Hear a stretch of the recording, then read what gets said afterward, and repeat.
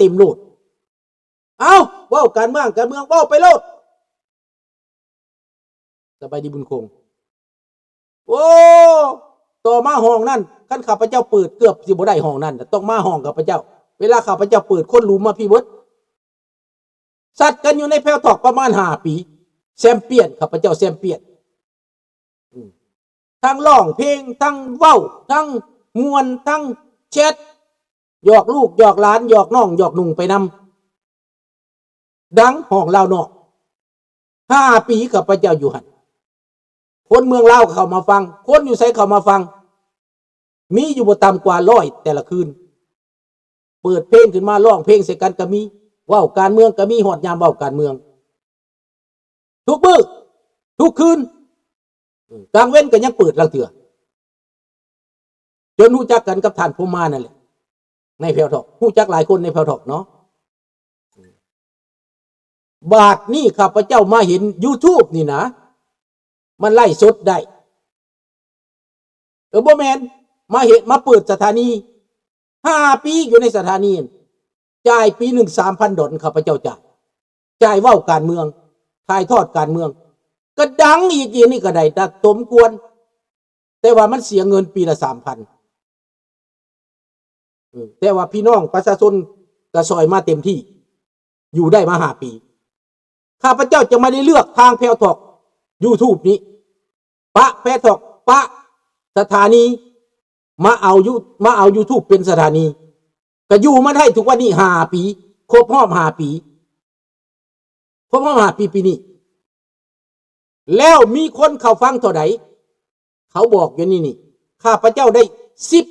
12 ล้านวิวได้ฮอด12 ล้านวิวพอดีนี่พี่น้องและประสบการณ์อันนี้ย้อนการอดทนย้อนการเฮ็ดเนาะพี่น้องเนาะย้อนการความพยายามนี่แหละเด้อลูกหลานเบิดทุกข้อทุกคนเว้าสู่ฟังแต่ว่ามีประโยชน์บ่มีเพราะมันเป็นการสื่อสารทาง Facebook YouTube ไปสู่คนในประเทศและนอกประเทศได้ฟังอย่างน้อยก็หลายคนได้ฟังขอบอกขอบใจหลายๆเด้อ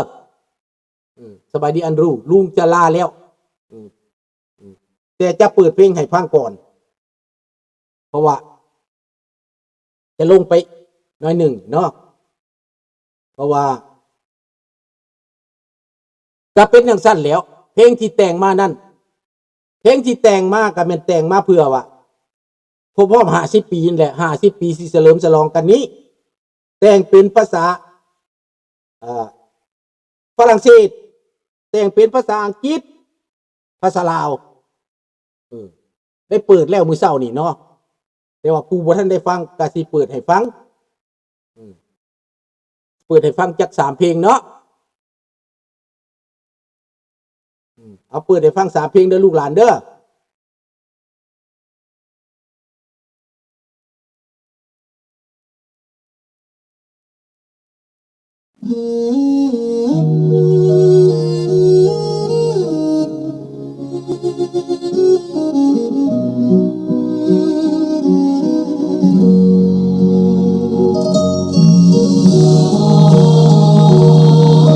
อันตัวเป็นภาษาอีสานภาษาลาวนี่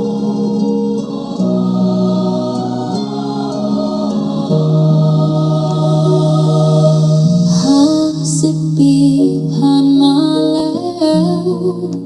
แต่หัวใจเฮาบ่เคยจากบ้านเกิดสายน้ำแม่คงยังไหลอยู่ในความทรงจำมื้อหนึ่งยามเศร้าเฮาจากบ้านมาหัวใจหนักหนาน้ำตาในตาเส้นทางพัดถิ่นพัดเข้าไปไกลแต่จิตวิญญาณบ่เคยลืมว่าเฮาเป็นไผทุ่งเข้าคำใต้แสงตะวันยาม